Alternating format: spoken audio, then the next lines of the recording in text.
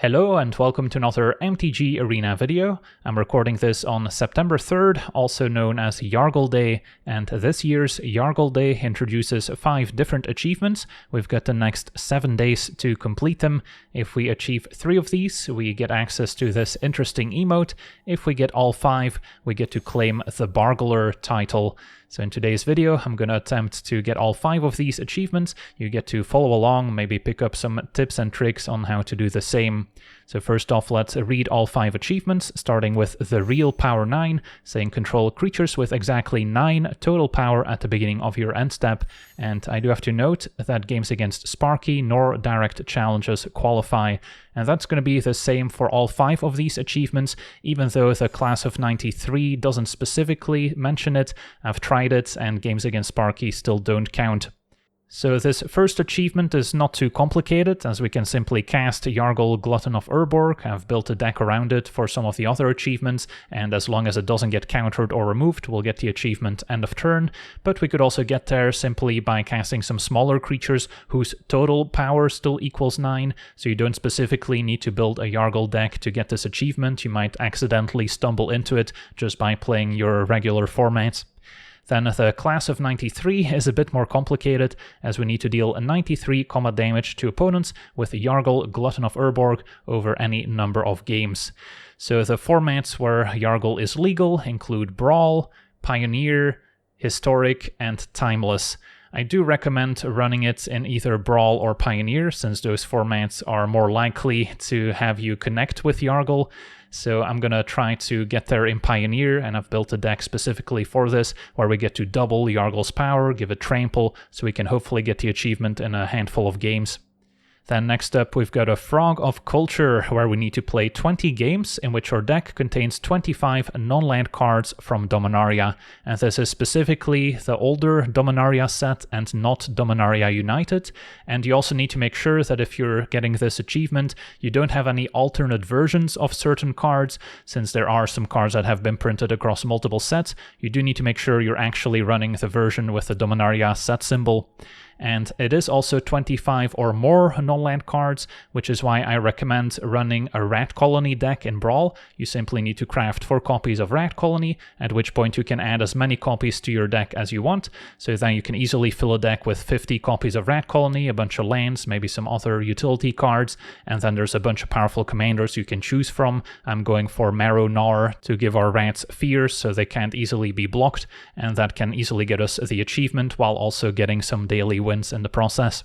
And moving on, we have a Death by Vanilla, where we have to win a game in which the only creature spells we cast have no abilities. And it does specifically mention that we need to cast at least 5 creature spells for this achievement to count, so that will exclude any creatureless control or combo strategies, making it a bit more complicated. And we can only cast creature spells with no abilities, so we can't complement those creatures with additional creatures that do actually have effects. So for this achievement, I'm going to try to run a mono-green standard deck where we've got a bunch of Gigantosauruses and other large dinos that have no other abilities, and we can still enhance them by giving them trample with Garruk's Uprising, maybe draw some cards with the Heirloom as well. So that's our plan going in. Sadly, cannot play Lenor Elves, since that's a creature with an ability, so we'll have to get there some other way. And then last but not least, we have to Eat the World, where with Yargle as our commander, we have to win a game in which there are no land cards remaining in our library.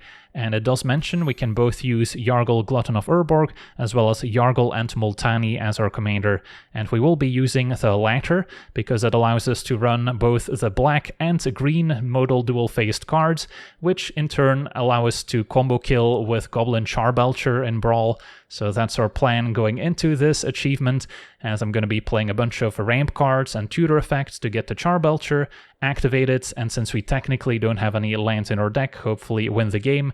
If our opponent concedes prematurely, it's also not going to mess with this achievement, as we'll still have 0 lands in library, unlike maybe some other approaches where we could maybe traverse the Outlands with Yargle and Multani to remove all basics from our deck and try to win that way, which is another valid approach. Could also get there with Scapeshift or maybe the new World Sire. Those are all valid approaches, but at least with Charbelcher we don't risk our opponent conceding before we get the achievement.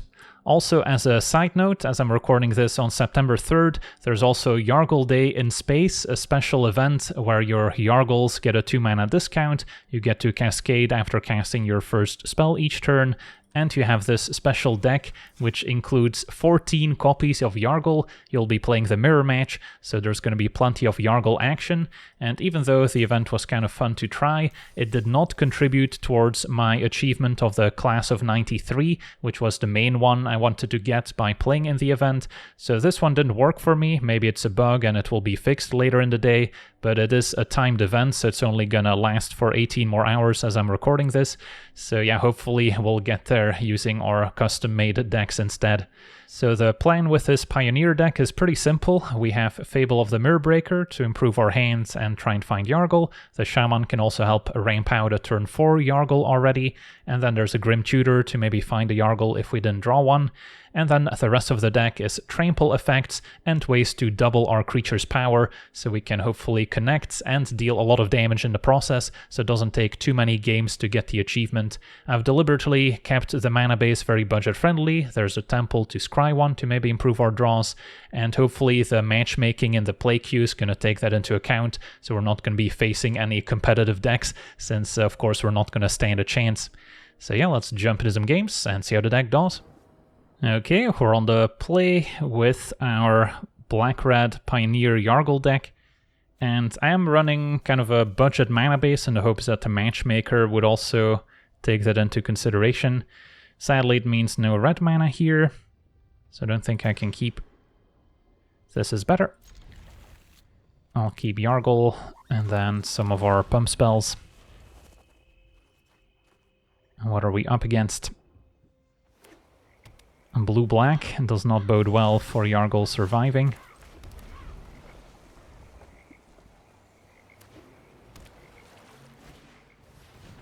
Now we see the Pinions, not a card you typically see in Pioneer, so our opponent might also be playing something janky. And I guess Pinions could be a way to give their Yargle flying, so it could be a mirror match. Opponent on a mill deck instead. Alright, so whatever I keep on top they can get rid of. So I don't want to give away the Yargle game plan just yet. Opponent did not mill. Alright, so what are the odds that Yargle survives for a turn? Seems pretty low, but I'll try. Opponent mills for 2. Do I get to untap? I would get to Monstrous Rage, Unleash, and Bulk Up. So that's a lot of damage for our achievements. Alright, opponent is also playing a Yargle deck. So far so good. And then I'll go to attackers. See if they want to block. Monstrous Rage. Unleash Fury. Bulk Up. And that's 48 damage in one go. So we're already halfway there. And we also finished the Real Power 9 achievement. So having a quick glance at our current progress, we get to claim the Real Power 9. And we've got over half of the class of 93 achieved already. So hopefully we can keep that up. On to the next one. Okay, we're on the draw. No Yargle nor Fable to improve our hand. This is better. Maybe ditch a barge in and keep the extra Yargle just in case. Opponent is running Elvish Mystic, so probably need to cycle a Crash through. Find some other interaction in the meantime. And by interaction I mean Fable to help us ramp mostly. Pillar of Origins. Name's Frog, alright, so we've got another Yargle match. So, probably don't need another temple. Maybe hang on to Crash Through for now. And yeah, opponent's got a turn 3 Yargle already. So we have Unleash Fury. Yeah, I mean, I'm gonna take lethal before we get a chance to do anything here. So ramping out a turn 3 Yargle, I guess, is another way to get there. Although it's gonna take you a few more games, and of course opponents that are willing to take the hit. Alright, so my last chance is drawing a Fable now. Alright, so can we target our opponent's creature? We can. So I'm gonna give my opponent a hand here, as they're also on the Yargle plan.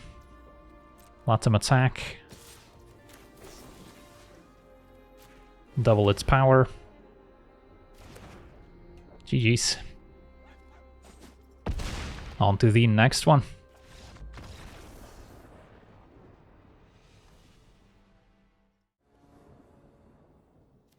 Okay, we're on the draw. Even though we have double Grim Tutor, we're still missing a second Black Source. Double Bargain is not doing much at the moment, so I think we can do better. Alright, Fable is gonna have to do some heavy lifting. Keep Monstrous Rage. Can we get a third Yargle matchup in a row? Don't mind cycling Crash through since we already have a trample effect.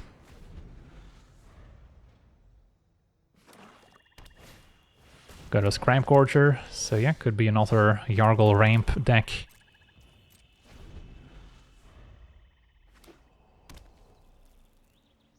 I still need to draw Yargle, or a tutor to find it. So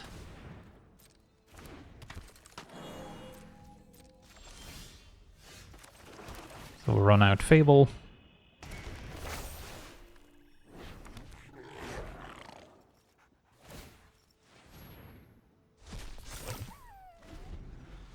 Do we see Yargle? They have 5 mana. Nope, just another Scrap Gorger. And a Pillar. Name's Frog. Alright, let's discard 2 lands. And there's Yargle right on cue. So hopefully they let us attack with it next turn. And then with double Onward and a Monstrous Rage, may not be able to cast all of them, but that would be a lot of damage towards our achievements.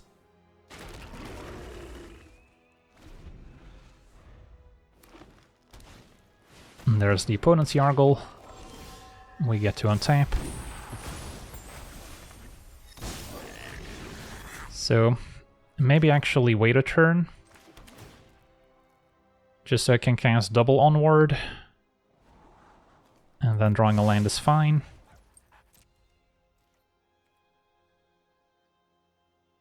Can attack with the Shaman.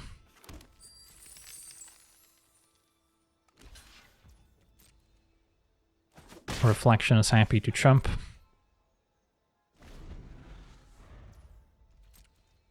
Yargle attacks. I'll block with Reflection.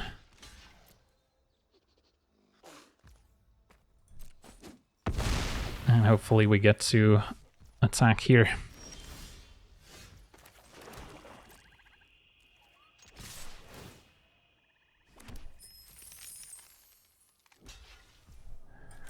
So Monstrous Rage. And double Onward.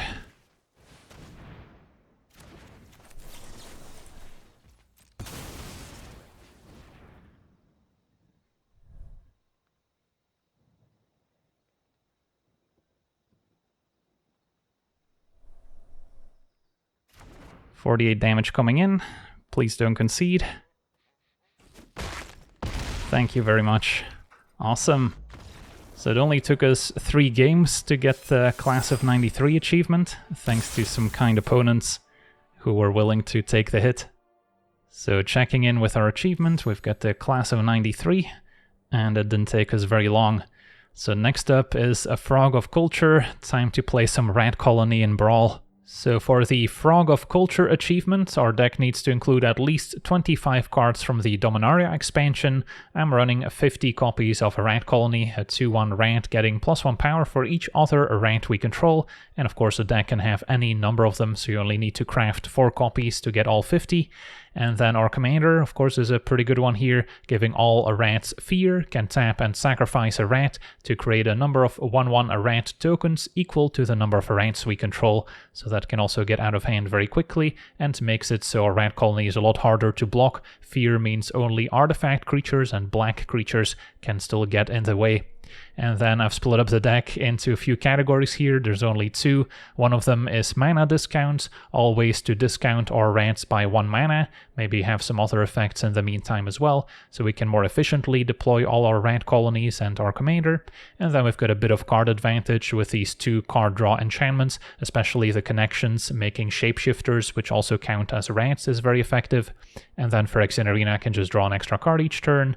We've got the Wickering Effigy, which helps us play rats off the top. They will also gain flying, which is another nice form of evasion. And there's Echoing Return against board wipes, can get back all copies of Rat Colony in our graveyard, so that's also pretty neat. And then the mana base has a few utility lands, Castle for extra card draw. We've got the Ancient Tomb for a bit of ramp, Cavern of Souls to make our rats uncounterable, Mutavault can turn into a rat, and 3 Tree City can also give us a nice mana boost if we have multiple rats in play. So that's my kind of upgraded version of the rat deck, but you could easily get there with just Rat Colony, Marrow-Gnawer, and a bunch of swamps. So let's jump into some games and see how the deck does. Okay, we're on the play. Our first game up against a Ajani, a life gain deck. Our hand's fine. Got both connections and Effigy to give us more rats. Don't expect a ton of removal. And of course, Fear is great to get past any white creatures.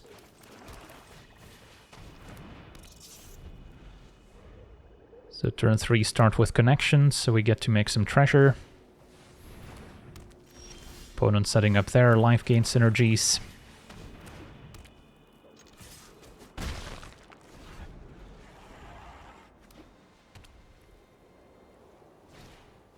Sarah Ascendant is pretty scary, as that can quickly turn into a huge life linker. So I do want to prioritize getting Marrow-Gnawer down, so we have Fear. So I could do that now already. And get a hit in with the Rat Colony. And then next turn I could play a bunch more. Can maybe activate the city to give us an extra mana as well.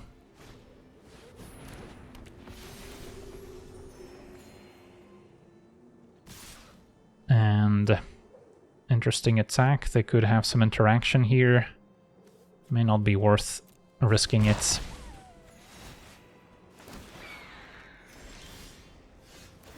Alright, so once again, choose all 3 modes. And then step 1, play Rat Colony. Activate the city. And then I can play a few more. I guess never mind. What I want to do is first activate Marrow-Gnawer, probably. Sacking a Shapeshifter.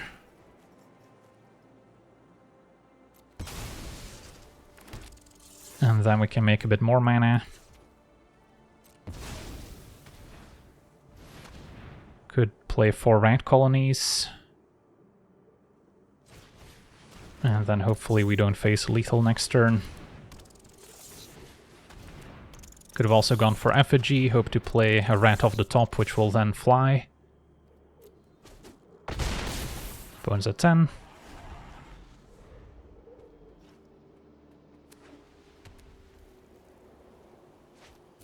And Solitude can remove Marrow-Gnawer, but we'll easily be able to replay it with the city.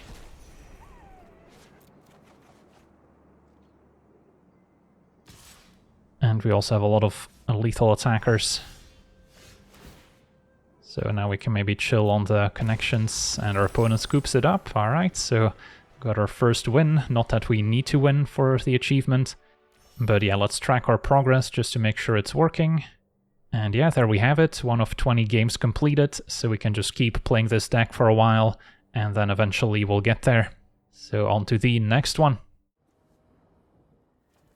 Okay, we're on the draw, facing Esika, usually going for the Prismatic Bridge, so they can cheat some powerful things into play.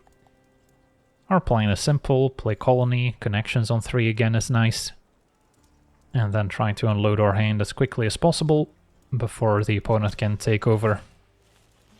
Possible they have some sweeper effects.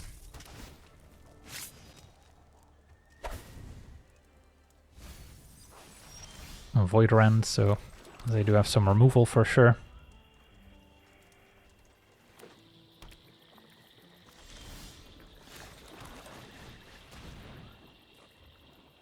If our opponent keeps up mana next turn, representing a counterspell, maybe we don't want to run out the connections just yet.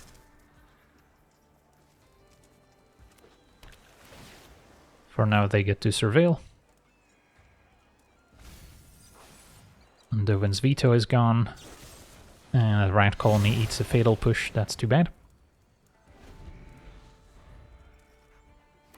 So our opponent's missing green for Esika, so definitely looking like a Prismatic Bridge deck. I think I still go for connections. They would need a pretty specific counterspell to stop it.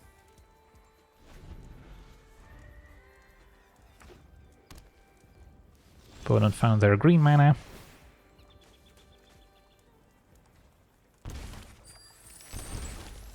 I think I just go double Colony instead of playing the Marinar already.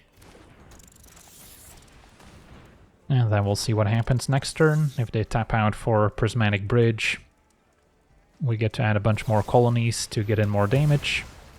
But our opponent's got another removal spell. Make that 2. Well, at least the connections can pull its weight.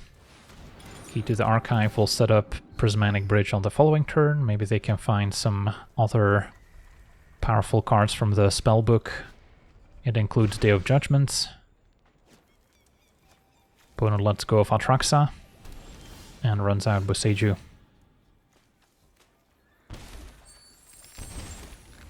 So, what makes more sense? Could go 1 Rat Colony and a Marinar. And then next turn, pump up the Rat Colony a bunch. I think triple Rat Colony is still better, even if they do have a Day of Judgment.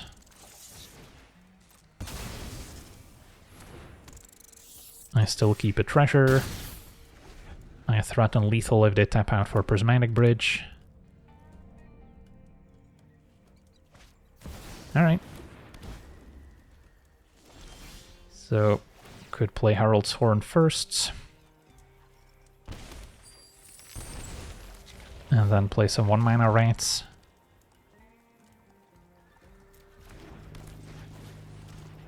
For 2 mana, I don't think there's an instant speed sweeper we need to worry about. And the card in hand is from the spellbook. Maybe it's a Time Warp. But this is a very lethal attack. Could be a Lightning Helix. Yep, alright. So, does our opponent survive? Not quite. We got there just about. On to the next one. Alright, we're on the draw, facing Golos, Tireless Pilgrim, so a 5-color good stuff commander. It's not going to be an easy matchup, since it'll probably have a couple sweepers in there as well. This hand is technically fine, but we're probably going to look for something a little bit more exciting. And this counts. Bontu's Monument can discount our rats while draining the opponent. So we'll see if our opponent's off to a degenerate start. Turn 1 Curse of Silence. Probably names Rat Colony. No, names Marinar. So we still have a chance. Had they named Rat Colony, it was probably game over here. But they went for the commander. Maybe not thinking ahead. Opponent is setting a upkeep stop. Are they gonna Orim's Chant or silence me? Orim's Chant. So I can't cast spells this turn. Just play my land and pass. And now Chromatic Lantern will fix their colors. Play the Monument first. And now our red colonies are nice and cheap. Dark Ritual, alright. Are we just using it to ramp out Golos? We are. What lands are we getting? Probably don't need World Tree when we have Chromatic Lantern, so Ancient Tomb can make 2 mana. And an untapped Watery Grave probably means they have a counterspell here. But yeah, we are just gonna spam red colonies, so not much thinking involved.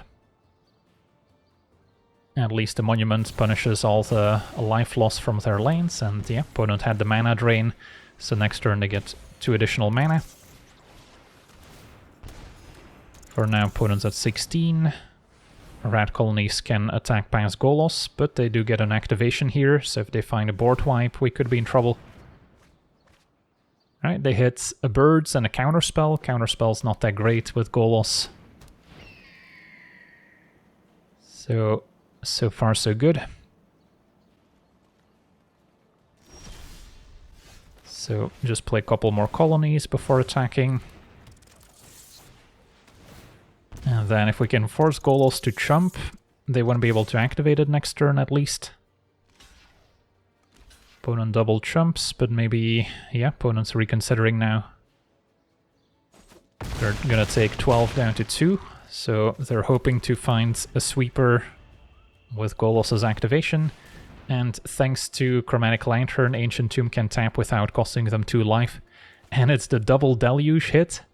Toxic Deluge is perfect here, can pay 1 life to wipe away all the red colonies, keep Golos. But our opponent is at 1. And Memory Deluge also doesn't provide any cards, since if you cast it for 0 mana you get to look at 0 cards.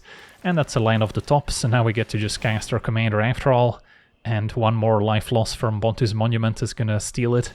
Alright, sweet, and that was our final game. So we finally got our 20 games in with our Dominaria cards. So we achieved a Frog of Culture. Achievement number 3, so we finally have the emote as well now. Awesome.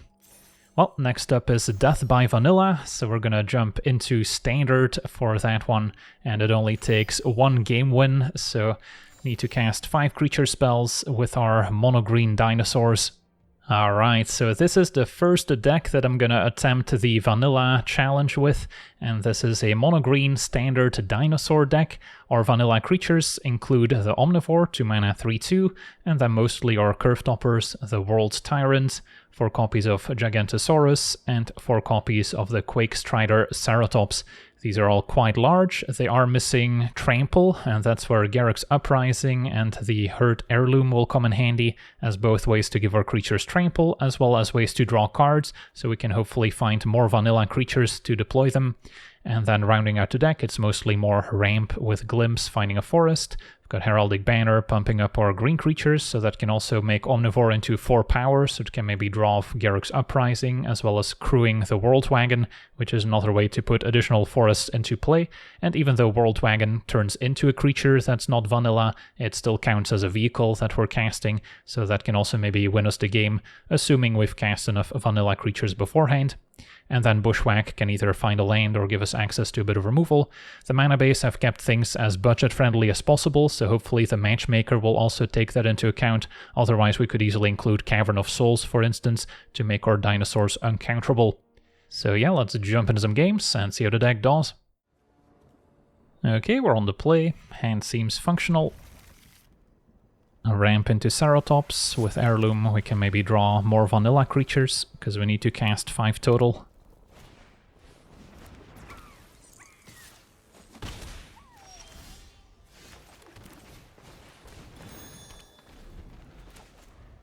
Their opponent red-green, maybe Delirium aggro.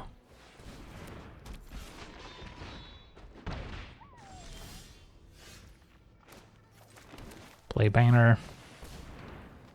Next turn we can already play the Ceratops, and hopefully that can stem the bleeding, because we want to be stalling out board so we can hopefully draw more creatures. But black mana has me worried, since that could represent removal for the Ceratops. For now it can block. Opponent still contemplating an attack. Decides to hang back instead, and we drew another Ceratops. So then could afford to attack with the first one. If I activate Heirloom, I'm hoping to draw a land so I can play the other one. Or I can just play another one, pass, and then next turn start attacking, drawing more cards. That might be a little safer. Because if I fail to draw land, I don't have any blockers, I'm taking at least 8. So then I'm in the danger zone. Don't want to waste an attack into Percussionist either, when they can just jump when we don't trample. Edge Rover is acceptable. So this might also be a Rottenmouth Viper deck that they're on. Since they've got a bunch of expendable creatures, the black mana, Magda making treasures, it all lines up. Is this a triple Heirloom situation? It might be.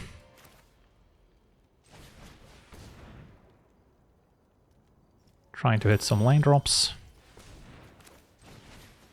And find more creatures.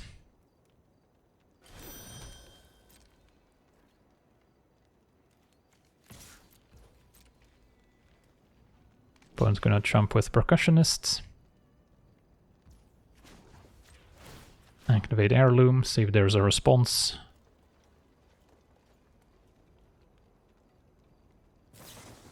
Torch the tower. Okay, that's fine. Magda makes a treasure. And they found Embrace Oblivion, so that's gonna hurt. Once they remove the second Ceratops. Still probably fine to activate the remaining Heirlooms. Maximize our card draw. Best case scenario, draw my 2 mana creature and a land. Alright, Bushwhack isn't terrible either. So can fight. Take out what's scarier. Magda is gonna trigger with Embrace Oblivion, maybe? Sure.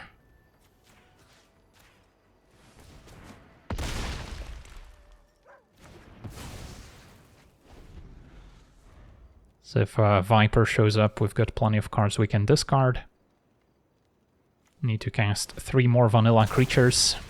The problem here is that we're probably just going to attack for lethal if we get the chance.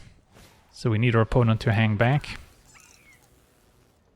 So they currently have 6 toughness. Opponent's going to torch a tower, maybe hoping to find another Embrace. Finds a diamond pickaxe instead. So that doesn't really keep them alive here, does it? So then I have to not attack. Or I can attack, not use Heirloom, but our opponent's probably going to concede at that point. Alright, let's see if we get to drag out the game some more. We cannot. So yeah, we won with our vanilla deck, but we didn't cast 5 vanilla creatures in time, so it doesn't count. On to the next one. Alright, we're back in the deck builder. After trying the mono-green dinosaur deck a little bit more, I decided to move on. The matchmaking wasn't quite going my way. I was even getting paired against VV Cauldron decks in the play queue somehow. And then if I did manage to win the game, it was always before I got a chance to cast my 5 vanilla creatures. So instead we're moving on to Historic, which of course is a much more powerful format, which is why I wanted to avoid it in the first place.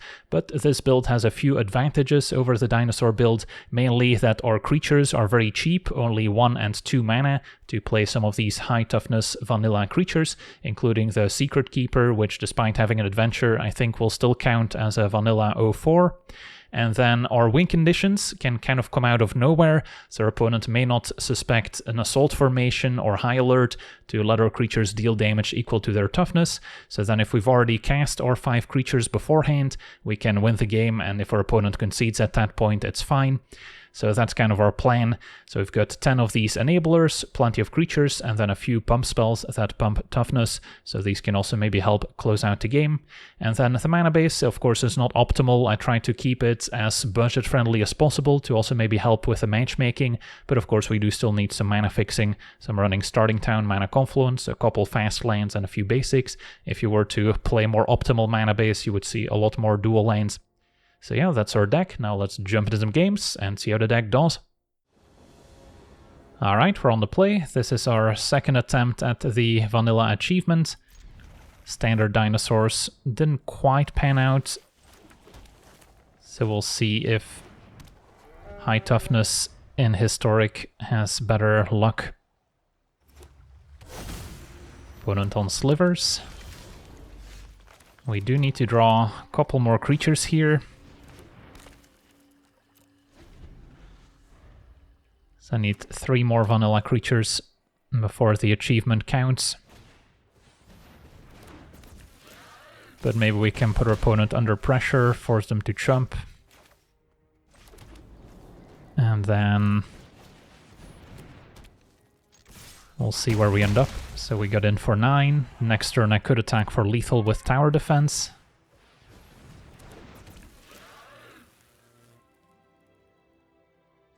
But our opponent's going to play defense.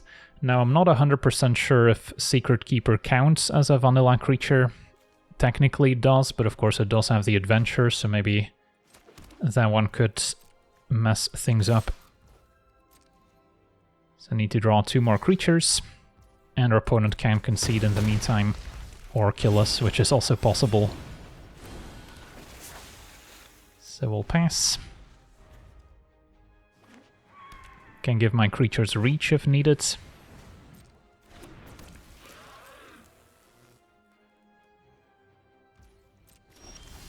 Alright, so I need 1 more vanilla creature, but our opponent already concedes.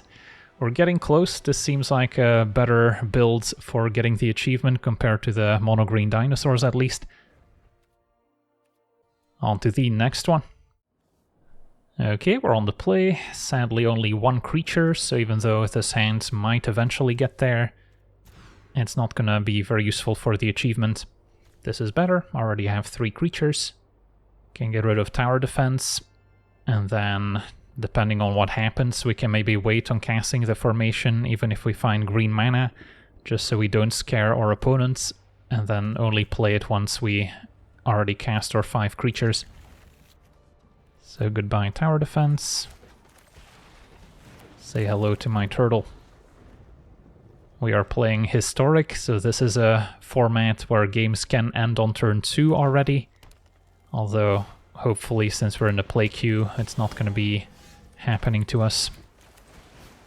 But they do have a turn 1 Winter Elves, so that can lead to some scary starts from the Elf deck. They can make enough tokens where attacking with a 5-powered creature doesn't really make a dent. And we're still missing green mana, so Plains was not the draw we wanted. Should not even play the Plains, because we have a few fast lands that would otherwise enter tapped. Opponent is black-green, so at least not just a mono-green elf deck. Sultai colors, in fact. Alright, do I bother playing Assault Formation? I think I should wait, although now a discard spell could also be a concern.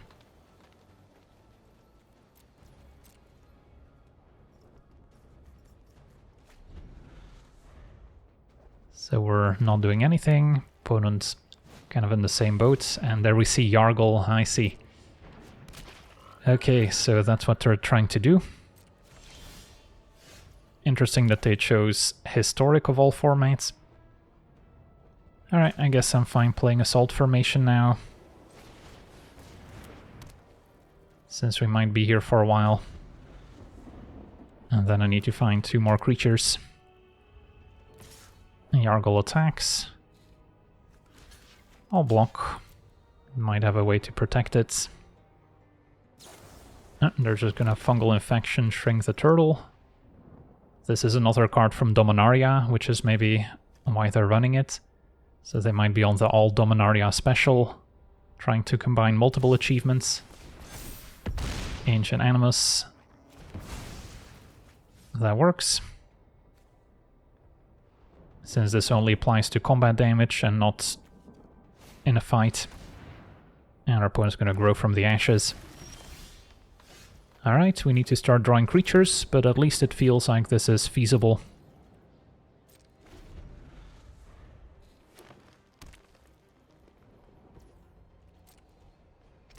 Yargle attacks. Got the tower defense at the ready this time. I don't think I want to double block necessarily. Never got a Gift of Growth. I think I tower defense now, since I can only activate this once. I guess that would be enough. Alright, so we trade. And now a Gilded Lotus as our last card. We draw another tower defense. Maybe I should start attacking just to soften them up a little bit. Just get in for 6.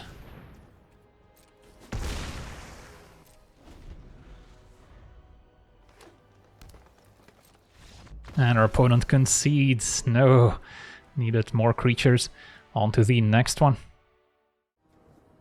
Okay, we're on the play. One creature is not gonna cut it.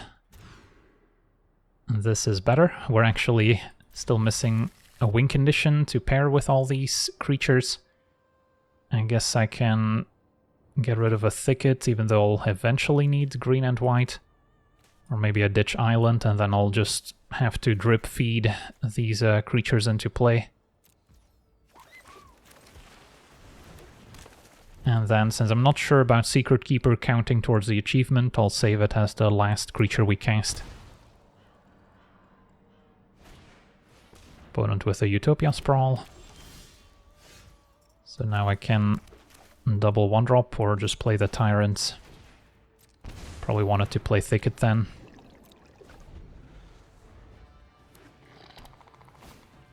Aronos' Monument, so this might be a Yargle deck after all. Okay, so could already attack for 13, but then our opponent's just gonna concede. So I guess we'll try it this way, hope they don't have a discard spell. And then I need one more vanilla creature before we can slam down High Alert. So Monument, maybe going for Yargle and Multani. Although the achievement requires just a 5-mana Yargle. Or this might be something completely different. I guess they're also on the vanilla quest. Makes sense. So I don't want to scare them off with High Alert. Which feels silly, but this is more about playing the psychological game than actually playing Magic the Gathering.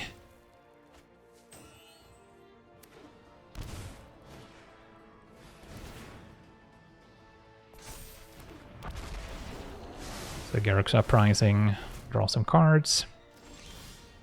There we go, Yoke Dogs. That's number 5. Now we can High Alert. And now if they want to concede, that's fine by me.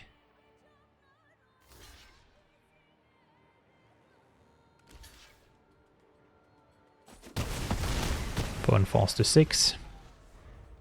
Do they have a board wipe? Just another Baloth.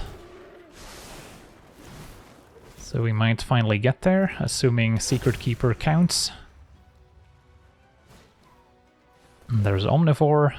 Tried that one in the dinosaur build. And they do have a fight spell. But they still seem to be in a bit of trouble here.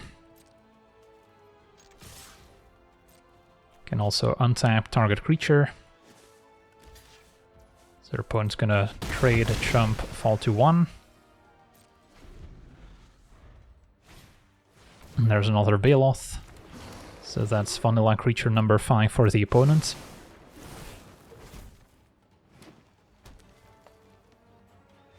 And our opponent scoops it up. Are we getting the achievement? Let's find out. We did! Awesome! So Merfolk Secret Keeper is good to go. Claim Death by Vanilla. which just leaves Eat the World if we want to become the Bargler, and I've got just a deck for you. I present to you the Yargbelcher deck. So we're running Yargle and Multani as our commander, which allows us to play both the black as well as the green modal dual-faced cards. So these are the actual lands that help us cast our spells, despite not counting as lands when in the deck. So we've got around 17, 18 of these MDFCs, and that's how we're hoping to cast our various 1, 2, and sometimes even more expensive ramp spells.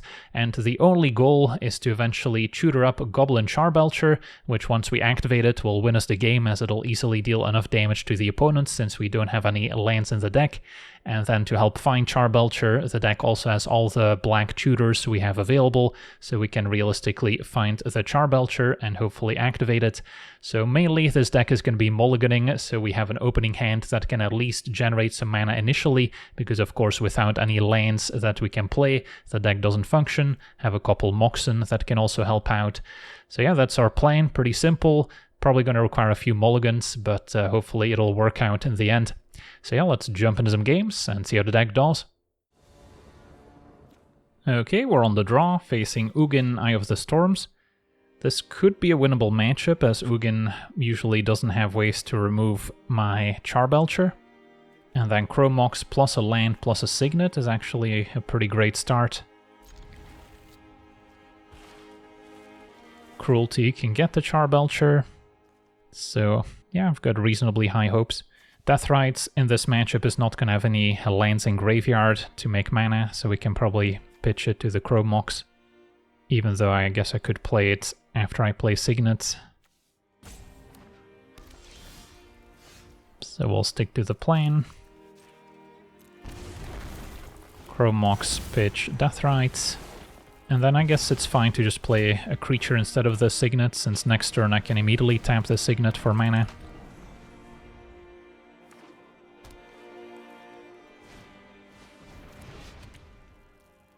Tablet's fine. And Mox Opal, also a decent draw, as we'll already have 3 artifacts. So it's starting to come together here. So we can play the Opal, play a Stable Master, and I guess we can even attack for 2. So next turn Cruelty, immediately search my library.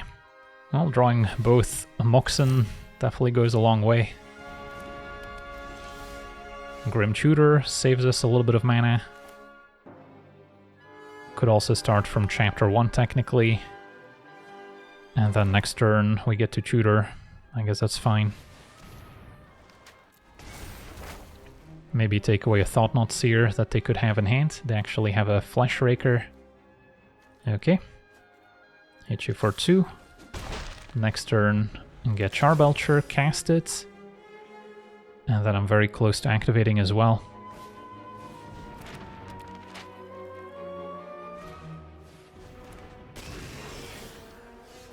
Drew a land, but it's tapped. So that one's not quite gonna work out. And then cast Charbelcher. So even if they play Ugin, they can't touch my colorless permanents. So they need to have drawn something else. Alright, there's Ugin. Stable Master's gone. Fate flows as easily as water. Energy for your efforts. Power belongs to the patient.